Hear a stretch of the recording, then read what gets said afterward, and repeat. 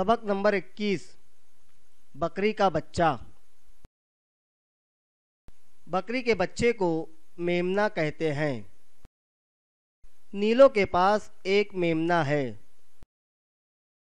उसका रंग दूध की तरह सफ़ेद है। उसके बाल नर्म और चमकीले हैं। दो छोटी छोटी आँखें हैं। उसके कान लंबे हैं मगर दुम छोटी सी है।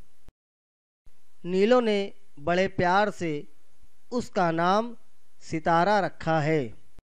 सितारा दिन भर अपनी पतली पतली टांगों पर उछलता कूदता रहता है। नीलो उसे पत्तियाँ, भूसी, फलों और तरकारियों के छिलके खिलाती है। नीलो जब उसे पुकारती है तो अपने कान हिलाता है, धीमी आवाज़ से में करता है, फिर छलांग लगाता हुआ आता है। आते ही नीलो के हाथ चाटने लगता है।